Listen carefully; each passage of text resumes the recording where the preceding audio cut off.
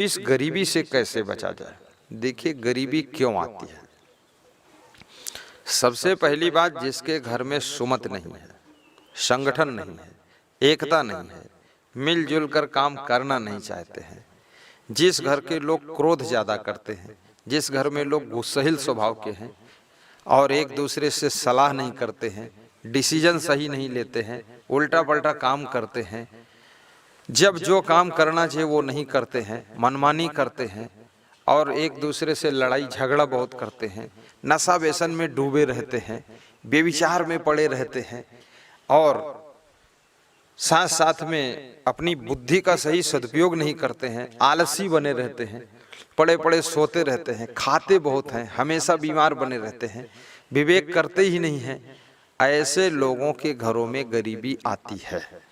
जहां लोग गंदगी भी रखते हैं, अपने स्वास्थ्य का भी ध्यान नहीं रखते हैं। अमीर बनने के लिए सबसे पहली बात है आपको अपने स्वास्थ्य का ध्यान रखना चाहिए, क्योंकि आपका शरीर यदि ठीक है तो इतना निश्चित समझ लो उसी शरीर से ही तो आप काम लेंगे। अगर शरीर आपका स्वस्थ नहीं है, रोगी हो गया, बीमार हो गया, तो आप काम कैसे करेंगे।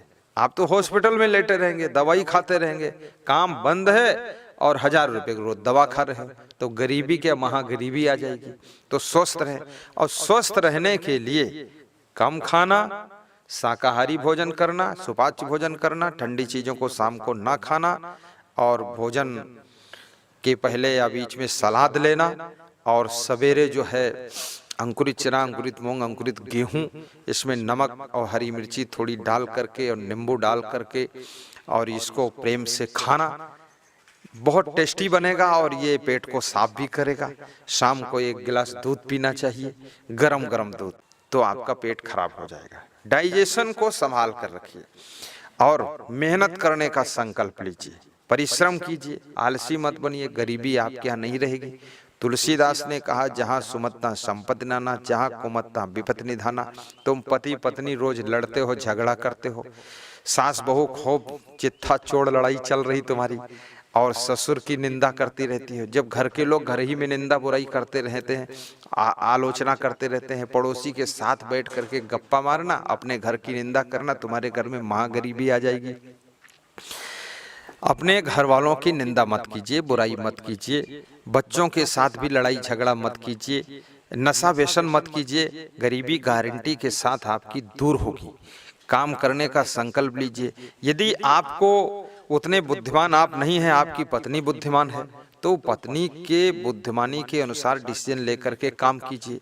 यदि आपका पति ज्यादा बुद्धिमान या दोनों बराबर बुद्धिमान, दोनों सलाह करके डिसीजन लेकर के काम कीजिए, क्योंकि आपका डिसीजन सही होगा तो कम मेहनत से भी सफलता ज्यादा मिलेगी। डिसीजन का अर्थ होता है, बहुत सारे लोग डिसीजन इंग्लिश में समझ भी नहीं पाए।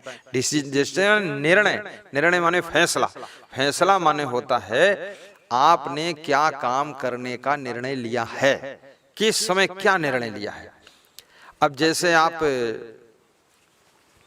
गलत डिसीजन अगर ले रहे हैं, जो जमाना चला गया, आप टार्च की दुकान खोलकर बैठ जाओ आप और फिर कहो मेरे घर में गरीबी आ गई, दुकान नहीं चलती। अरे भैया, टार्च का जमाना चला गया है, मोबाइल आ गया, उसमें टार्च है।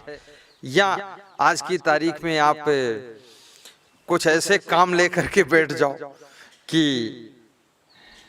लोग सोचते हैं कि हमारी दुकान नहीं चलती है। धंधा भी सोचिए, समय किधर जा रहा, जमाना किधर जा रहा, लोग पसंद क्या कर रहे हैं, लोगों को इंटरेस्ट किस चीज में है, तो उस तरह की दुकान खोलिए। और दुकान भी आड़ में खोलोगे, एकांत में खोलोगे, नहीं चलेगी, डिसीजन आपका गलत है। या पुल के नीचे दुकान पड़ गई तो भी चलना मुश्किल है।